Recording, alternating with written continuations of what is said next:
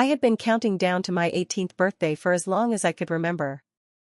Not just the days, but the feeling of it. 18 wasn't just a number to me. It was a line in the sand. On the other side of it was freedom, or at least the promise of being seen. That morning, sunlight spilled through the thin curtains of my room, painting the walls a soft gold. The ceiling fan hummed lazily above me, and for once, I didn't mind the noise of the house waking up, the clatter of dishes, my stepfather's cough from the living room, the distant honk of traffic outside. Everything felt lighter. Like the world knew today mattered. I sat up in bed and smiled to myself. I'd imagined this day so many times. Fairy lights taped along the walls. A simple chocolate cake with 18 written in messy white icing. Balloons, nothing fancy, just enough to make the room feel special. My friends had promised to come over in the evening. "We'll make it unforgettable," one of them had said over the phone the night before, laughing. I believed her. I stood in front of the mirror, brushing my hair slowly, studying my own reflection. I didn't see a little girl anymore.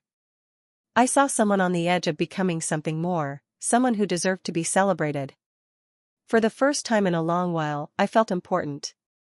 "Today's my day," I whispered, almost afraid to say it out loud, like it might disappear if I did. At school, everything felt different. My phone buzzed with messages, heart emojis, birthday wishes, plans for later. I carried that excitement in my chest all day, warm and steady, like a small flame that nothing could put out. I kept thinking about the evening. About walking back into the house and seeing even the smallest effort, a cake on the table, maybe a smile from my mom that said, "I see you." I told myself I wasn't asking for much. Just acknowledgement. Just one day. As the sun began to dip lower in the sky and I stepped closer to home, that excitement only grew. I had no idea that excitement only grew. I had no idea that behind the front door, a single conversation was waiting, one that would quietly, completely change the way I understood my place in that family forever. After my mom remarried, our house didn't change overnight. Not in ways you could point at least. The walls were the same pale color, the furniture stayed where it had always been, and the neighborhood still hummed with the same evening sounds, vendors calling out, children playing cricket in the street, the distant call to prayer floating through open windows. But something shifted quietly, like the floor tilting just enough that you only noticed when you stood still. My stepfather moved in first. He was polite, careful with his words, always calling me Beta in a voice that never quite warmed. A few months later came my stepsister, carrying pink suitcases and an air of certainty, like she already knew where everything belonged, including herself. At first, I told myself I was imagining things. When groceries were bought, her favorite snacks appeared in the cupboard. When the TV remote went missing, the search stopped as soon as she got bored. If there was one piece of chicken left in the pot, my mom didn't even ask who wanted it. She just slid it onto my stepsister's plate. "She's younger," my mom would say, not looking at me. "She's sensitive," my stepfather added once, his voice final. I learned quickly that sensitivity only worked in one direction. I did well in school, stayed quiet, tried not to need too much. When my stepsister cried over small things, a bad grade, a cancelled plan, the whole house bent around her emotions. When I was upset, I was told to be mature. To understand. To adjust. There were moments that stayed with me, no matter how much I tried to forget them. Like the time my mom missed my school presentation because my stepsister wasn't feeling well. Or the way family photos always seemed to place me just a little to the side, half in the frame, half out. At dinner, conversations revolved around her day, her friends, her problems. I'd sit there, pushing rice around my plate, listening to my own silence grow louder. Sometimes my mom would glance at me, as if remembering I was there, and ask, "You're fine, right?" It wasn't really a question. I always nodded.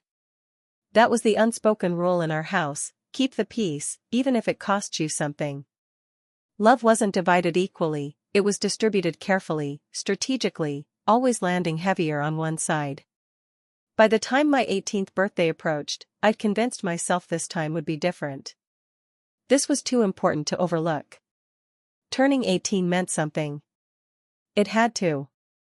I didn't realize then that the imbalance I'd lived with for years was about to show itself in the clearest, most painful way possible, through a single sentence that would change everything. The house smelled of cardamom tea and frying onions when I walked in that afternoon, my heart still buzzing with quiet excitement.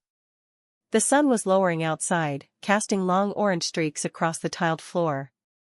I slipped off my shoes at the door, already imagining the evening ahead, friends arriving, laughter filling the room, maybe even my mom smiling the way she used to when things felt normal. My mom stood near the kitchen counter, stirring a pot slowly. She didn't look up when I entered. "Emmy?" I said lightly, trying to sound casual even though my chest felt tight with anticipation. "What time should my friends come over tonight?" The spoon stopped moving. For a second, I thought she hadn't heard me. Then she sighed, soft, almost tired, and turned toward me, wiping her hands on the edge of her dupatta. "There's no party," she said. The words didn't make sense at first. They floated in the air between us, light and harmless, like they belonged to a different conversation. I laughed once, short and confused. "What do you mean?" I asked. "It's tonight." She shrugged, the way someone does when they're explaining a small inconvenience. "I cancelled it." "Cancelled?" Just like that. My smile faded slowly, like something being erased. "Cancelled?" I repeated. "Emmy, today is my birthday." "I know," she replied, already turning back to the stove. "But plans change." The room felt suddenly smaller. The hum of the ceiling fan grew louder, the clink of metal against the pot echoing in my ears. I stood there, frozen, waiting for her to add something else, an explanation, an apology, anything that sounded like she understood what she had just taken away. She didn't. "You should message your friends," she added over her shoulder. "Tell them not to come." My phone buzzed in my pocket, another birthday text lighting up the screen. I didn't check it. My fingers felt numb. "But, why?" I asked quietly. My voice didn't sound like my own. She paused, just for a moment, then said, "We'll talk about it later." Later. That was always her way of ending conversations she didn't want to have. I walked back to my room slowly, each step heavier than the last. The fairy lights I'd taped to the wall the night before looked foolish now, unlit and tangled. The balloon sat in the corner, half inflated, waiting for a celebration that wasn't coming. I closed the door behind me and leaned against it, my heart pounding, not with excitement anymore, but with something sharp and unfamiliar. Confusion mixed with disbelief, slowly sinking into my chest. I didn't know the reason yet. But I could already feel it wasn't going to be small, and it wasn't going to spare me. I didn't understand at first. My mom's words hung in the air like smoke, thin, but impossible to ignore. "We'll talk about it later," she had said. Later had come faster than I expected. She leaned against the kitchen counter, arms crossed, a calmness in her posture that made my blood boil. My stepfather stood beside her, sipping chai from a chipped mug, his eyes flicking to me only briefly before returning to his cup. "Your birthday, it's just not going to happen today," my mom continued, as if she were explaining why we didn't have sugar in the house, rather than canceling the one day I'd been counting down to for months. "Why?" I asked, voice barely above a whisper. My throat was dry. I couldn't make it sound steady, even though I wanted to. My mom glanced at my stepsister, who was lounging on the sofa with her phone, scrolling casually, oblivious to the storm brewing around her. "Because your stepsister has something important today. And we can't ignore it." I froze. My hands clenched at my sides. "Important? Important than me? Today is my 18th birthday. My whole life has been waiting for this day." "She's younger," my stepfather said softly, but it wasn't comforting. "And this opportunity, it's crucial for her future." I blinked, hoping the words would make sense if I gave them enough time. They didn't. The family had decided, without asking me, that my stepsister's needs mattered more than mine.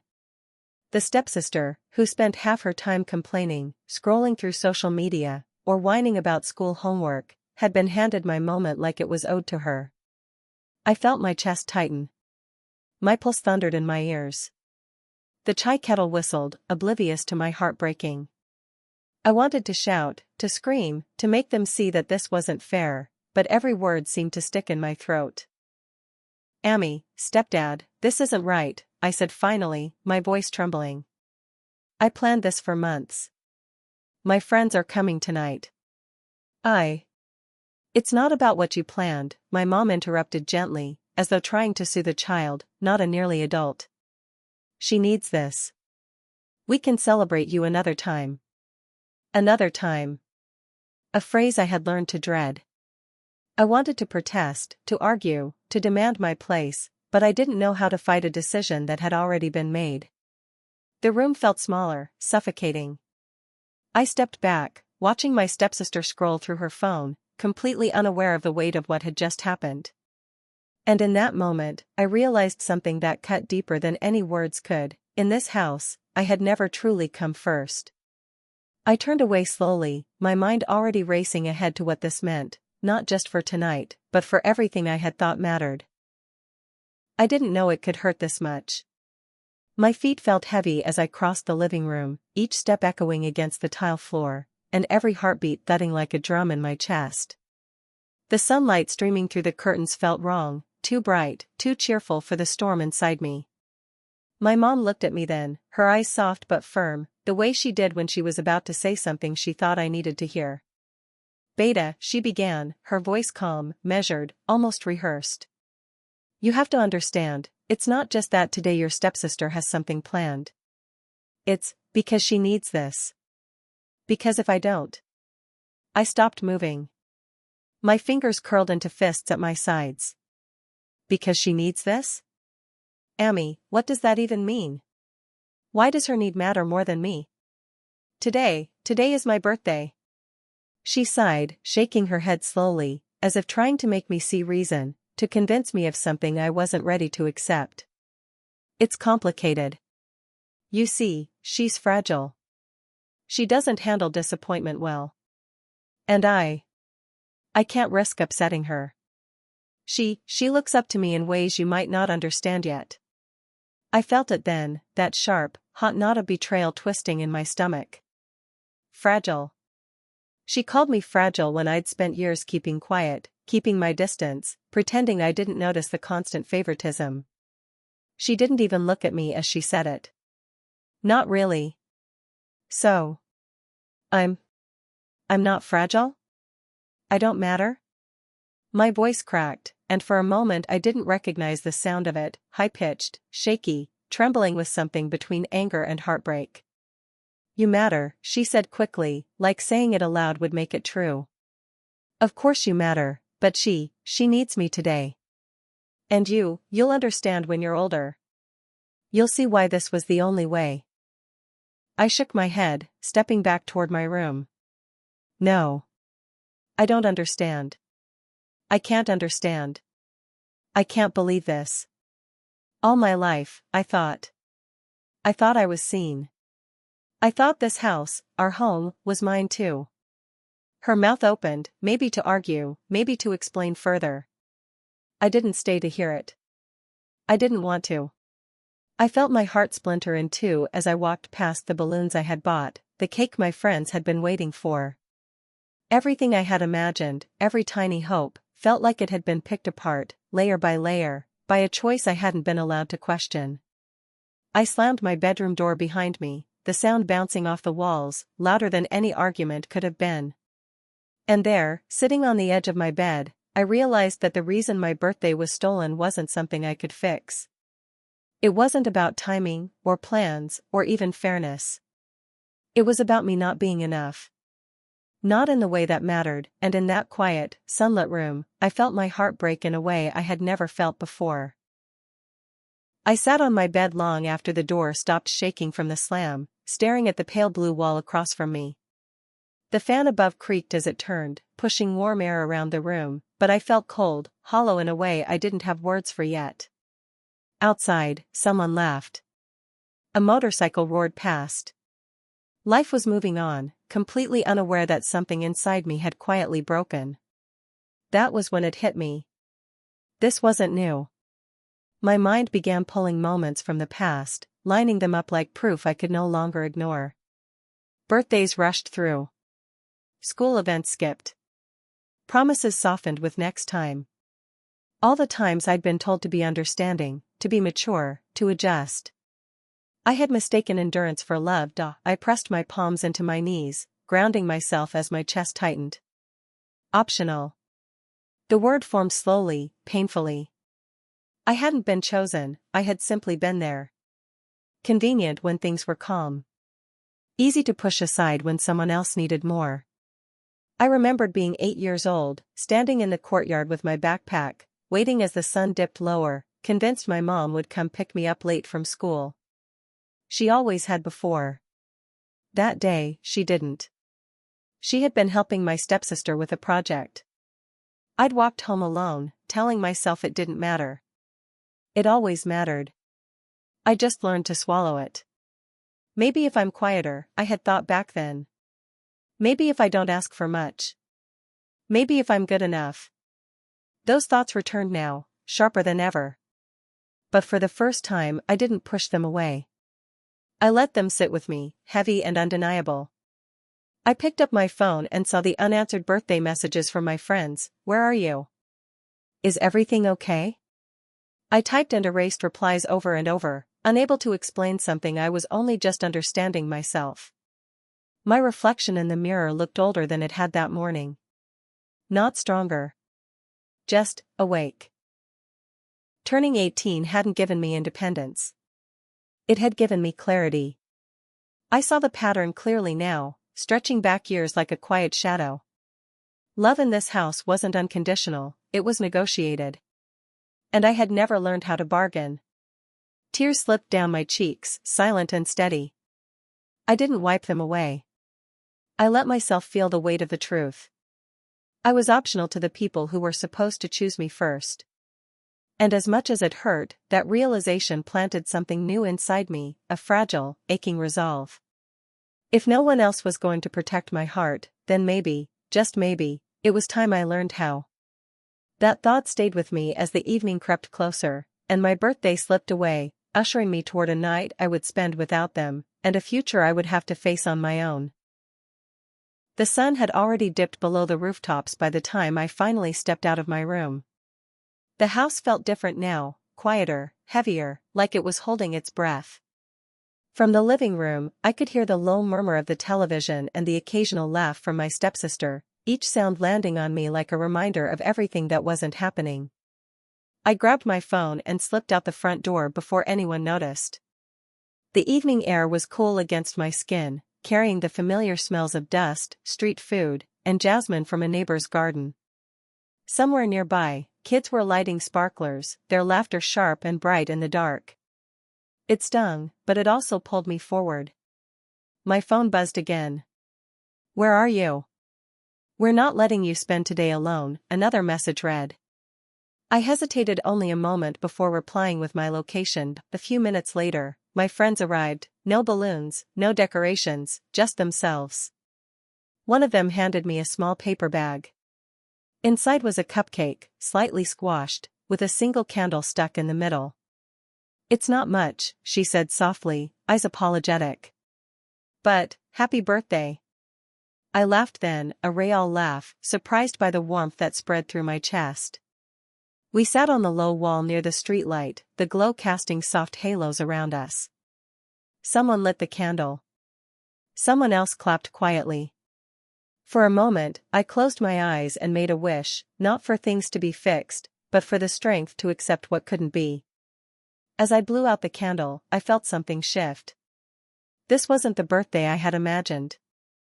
There was no cake my mom had chosen, no photos taken in the living room, no family gathered around me. But there was honesty here. There was choice. These people were here because they wanted to be, not because they felt obligated. We talked about small things. School gossip. Future plans. The city lights flickered in the distance, and the road hummed with passing rickshaws and motorbikes. Life, again, moving on. And for the first time that day, I didn't feel left behind by it. When I finally returned home later that night, the house was dim and quiet. I slipped back into my room and sat on my bed, staring at the fairy lights still taped to the wall. I didn't take them down. Turning 18 without my family hurt in ways I couldn't fully explain. But it also showed me something important, that family isn't always the people you live with. Sometimes, it's the ones who show up when they don't have to. And as I lay back and stared at the ceiling, listening to the distant sounds of the city, I knew the hardest part wasn't over yet. Because when morning came, I'd have to face them again, and deal with the silence that followed everything left unsaid. Morning came quietly, without ceremony. No leftover cake on the table. No balloons deflated in the corner. Just the ordinary sounds of the house waking up, the scrape of a chair against the floor, the whistle of the kettle, the faint chirping of sparrows perched on the electric wires outside. I walked into the kitchen like a guest who had overstayed her welcome. My mom stood by the stove, flipping parathas, her movements slower than usual. She glanced at me once, just long enough to notice the distance in my eyes, then looked away. The smell of breakfast filled the room, warm and familiar, but it didn't comfort me the way it used to. "You're up early," she said, casually. Too casually. I nodded and poured myself a glass of water. The silence stretched between us, thick and awkward. She opened her mouth like she wanted to say something, "Happy birthday, even if it's late." "I'm sorry, let's talk." But nothing came out. She chose quiet instead. Across the table, my stepsister sat scrolling through her phone, smiling at something on the screen. She hummed softly to herself, swinging her feet like nothing had happened. Like yesterday hadn't been built on something that was taken from me. "So," she said suddenly, without looking up, "we might go out later." "Dad said we can." My mom nodded quickly. Yes. "We'll see." I watched them from the corner of my eye, the ease between them sharp enough to sting. No one asked me how I felt. No one acknowledged the space I now kept between myself and them. It was as if the house had quietly rewritten its rules overnight, and I was no longer part of the center. Later that afternoon, my mom knocked on my bedroom door. Not hard. Just once. "You okay?" she asked through the wood. "I'm fine," I replied. It was the truth they preferred, so it was the truth I gave. She lingered there for a moment, her shadow visible beneath the door. "If you want to talk." "I don't," I said gently. Her footsteps retreated down the hallway, slower this time. That was when I understood, nothing would be discussed. No apologies would be offered. No wrong would be named. The house would move forward as it always did, careful not to disturb the balance that kept everyone else comfortable. Except me. I began spending more time outside, walking the familiar streets, sitting on the rooftop at dusk, watching the sky change colors as the call to prayer echoed through the neighborhood. Inside the house, laughter still happened. Meals were still shared. Life continued. But something essential had shifted. I spoke less. I listened more. I stopped expecting things that had never truly been mine. And in that quiet aftermath, where nothing was said, yet everything was understood, I started preparing myself for a future that would no longer revolve around their choices. Because once you realize where you stand in someone's priorities, you can never unknow it. Weeks passed after my birthday, but the lesson it taught me stayed sharp and clear, like a mark that never fades. Life slowly returned to its routine, the same streets buzzing with motorbikes, the same vendors calling out prices in the mornings, the same sky glowing orange and pink at sunset. On the surface, nothing had changed. But inside me, everything had. I spent a lot of time on the rooftop after that. It became my quiet place. From there, I could see the city stretch out in every direction, crowded houses, tangled wires, small lights flickering on as evening settled in. The wind carried the smell of dust and rain, and with it, a strange sense of calm. That was where I finally allowed myself to think without fear. Turning 18 didn't suddenly make me independent. It didn't magically fix the hurt or erase the disappointment. What it gave me was clarity, the kind that hurts before it heals. I understood, for the first time, that waiting to be chosen by someone who never would was costing me more than their rejection ever could. I used to believe love meant endurance. That if I stayed quiet, patient, understanding, I'd eventually be rewarded. That day shattered that belief. Love, I realized, shouldn't require you to shrink. It shouldn't demand silence in exchange for belonging. One evening, my mom asked me, almost carefully, "You've been different lately. Are you upset with me?" I looked at her then, really looked, at the worry in her eyes, the confusion, the distance she hadn't known how to cross. And for the first time, I didn't rush to protect her feelings. "I'm learning," I said simply. She nodded, maybe understanding, maybe not. And that was okay. I started making small choices for myself after that. Saying no when something felt wrong. Saying yes to things that scared me but felt right. Planning my future without waiting for permission. Choosing peace over approval. On quiet nights, when the world felt still and the moon hung low over the rooftops, I reminded myself of one simple truth: I didn't lose my birthday. I gained myself. Some lessons arrive wrapped in disappointment. Some clarity comes through heartbreak. And sometimes, becoming an adult doesn't happen because of a celebration, it happens because you finally see where you stand, and you decide you deserve better. That was the day I stopped waiting for someone else to choose me. That was the day I chose myself.